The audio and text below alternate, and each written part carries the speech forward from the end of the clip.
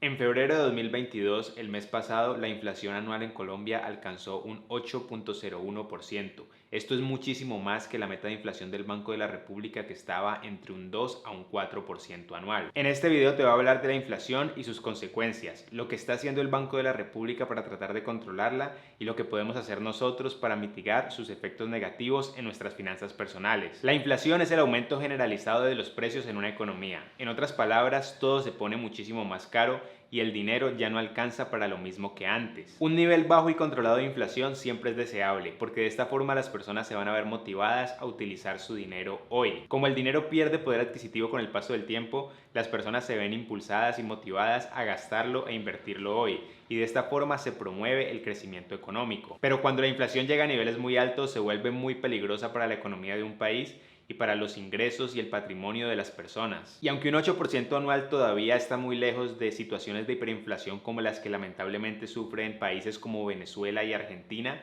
sí es lo suficientemente alta como para que empecemos a preocuparnos y a tomar medidas para buscar mitigar sus efectos negativos. Para tratar de controlar la inflación, en enero de 2022 el Banco de la República subió la tasa de interés de intervención a un 4%. Esta tasa había llegado a su mínimo histórico de 1,75% en septiembre de 2020 y se había mantenido así hasta septiembre de 2021. La tasa de intervención no son los intereses que se nos cobran en los créditos que tomamos las personas de a pie, sino que es la tasa mínima que cobra el Banco de la República a las instituciones financieras cuando inyecta dinero en la economía. Entre menor sea la tasa de intervención, las instituciones financieras como los bancos van a poder ofrecer unos créditos muchísimo más económicos al público en general. El propósito del Banco de la República al subir la tasa de intervención es que el crédito en general se vuelva muchísimo más costoso. Como endeudarse se vuelve muchísimo más costoso, la gente se va a ver menos motivada a tomar créditos para gasto o para inversiones, y esto va a implicar una caída de la demanda de productos y servicios. De esta forma, se espera que con la caída de la demanda los precios se estabilicen y la inflación se reduzca. Entonces, lo que podemos esperar en los próximos meses como consecuencia de la medida tomada por el Banco de la República es que todas las tasas de interés suban, incluso las de las cuentas de ahorro, los rendimientos que otorgan los CDTs, las tasas de interés de todo tipo de crédito, y también es de esperar que aumente la tasa de usura, que es la máxima que puede ser cobrada en una operación de crédito en Colombia. Pero la inflación no se debe solamente a que el crédito estaba muy barato durante épocas de pandemia con el propósito de incentivar la reactivación económica, sino que también hay factores globales que han causado escasez y que por supuesto son totalmente ajenos al Banco de la República y al gobierno colombiano. Pero mientras tanto, ¿qué podemos hacer nosotros frente a la inflación?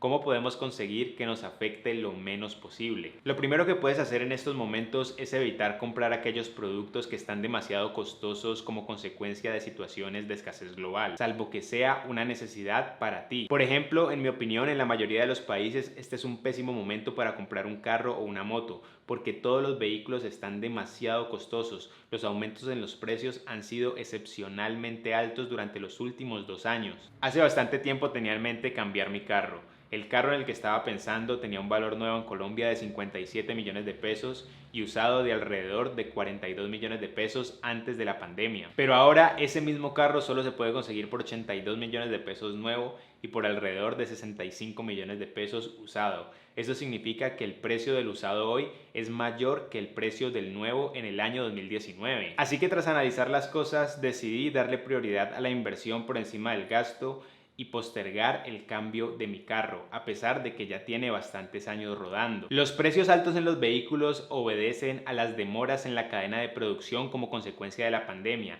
y a la consecuente escasez de materias primas y partes. Esto significa que es de esperar que más adelante los precios se estabilicen, cuando la cadena de producción se restablezca y la escasez termine. Por eso pienso que si no es una necesidad imperiosa para ti, lo mejor es postergar la compra de un vehículo para más adelante cuando los precios se estabilicen. Y lo mismo aplica a muchos productos que se han visto golpeados como consecuencia de la ruptura en la cadena de producción. Segundo, entiende cómo los bienes inmuebles pueden protegerte de la inflación. Y es que una de las mejores estrategias para evitar que tu patrimonio se vea golpeado por la inflación es comprar o invertir en bienes inmuebles. Históricamente se ha demostrado que en la mayoría de los casos los inmuebles aumentan su valor en la misma medida que aumenta la inflación. o incluso en algunos casos llegan a aumentar su valor por encima de la inflación. Para beneficiarte de los bienes inmuebles en tiempos de inflación, no necesariamente debes tener grandes cantidades de crédito o dinero disponibles para pagar por un bien inmueble, sino que también puedes invertir con muy poco dinero para empezar a través de fondos inmobiliarios. Esto hace que en tiempos de alta inflación sea muchísimo mejor ser propietario del bien inmueble en el que vives que ser arrendatario. Los precios de los cánones de arrendamiento suelen subir cada año en la misma medida que ha aumentado la inflación. Sin embargo, si tú has comprado un bien inmueble con un crédito hipotecario en pesos que tiene una cuota fija y una tasa fija, tus pagos mensuales van a ser exactamente los mismos cada mes sin importar cómo esté la inflación. Puede ocurrir entonces que como consecuencia de la inflación, pagar tu crédito hipotecario se vuelva muchísimo más económico y más fácil que pagar un canon de arrendamiento por un inmueble de similares características. Obviamente esto solo ocurre si tienes un crédito en pesos con tasa fija y cuota fija, porque las personas que tienen un crédito en VR van a ver cómo su cuota mensual aumenta, ya que los VR se ajustan automáticamente con la inflación. Esta es la razón principal por la que no recomiendo a nadie tomar un crédito en VR, como ya lo expliqué en otro video. Y es que cuando tienes un crédito en tasa fija y cuota fija, vas a ver cómo cada vez va a ser más fácil de pagar, porque el valor real del capital debido y de las cuotas mensuales va a disminuir como consecuencia de la inflación. Esto no significa, sin embargo, que debas salir corriendo a endeudarte. Comprar un inmueble si no estás preparado económicamente para hacerlo es un gran error. En términos generales, creo que solo es recomendable comprar un bien inmueble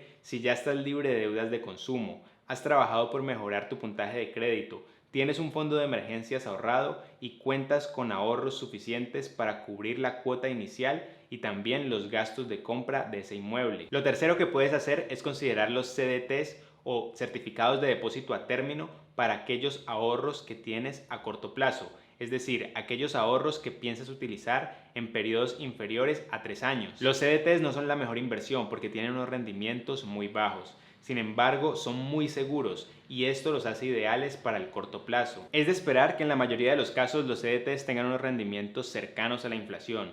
Esto significa que no debes esperar grandes ganancias, pero sí puedes esperar mitigar la pérdida del poder adquisitivo en el corto plazo. La inversión en renta variable, como por ejemplo las acciones, no es recomendable en el corto plazo, porque corres el riesgo de perder dinero si debes liquidar demasiado pronto tu inversión.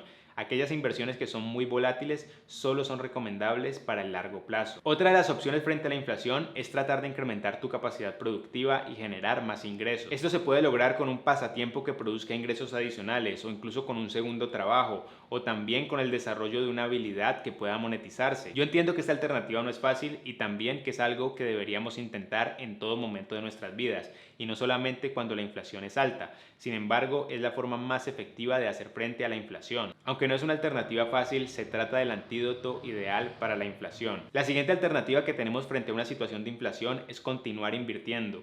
Todo se pone cada vez más caro y el dinero pierde cada vez más su poder adquisitivo. La clave está en buscar cambiar el dinero por activos que aumenten su valor en la misma medida o en mayor medida que la inflación. Además de los bienes inmuebles, dentro de los activos que suelen aumentar o mantener su valor en tiempos de inflación, se encuentran el oro y las acciones de ciertas empresas que comercializan productos que son esenciales para la vida humana y que los seres humanos vamos a comprar sin importar cuál sea su precio. Se trata, por ejemplo, de acciones de supermercados o empresas productoras de alimentos o empresas que son propietarias de tierras agrícolas. Pero como ya lo he explicado antes, mi estrategia de inversión es pasiva. Por eso, en lo que respecta a acciones, prefiero seguir comprando y manteniendo índices bursátiles en el largo plazo. Y es que si ya tienes un portafolio debidamente diversificado, lo más probable es que ya estés preparado para afrontar un periodo de inflación.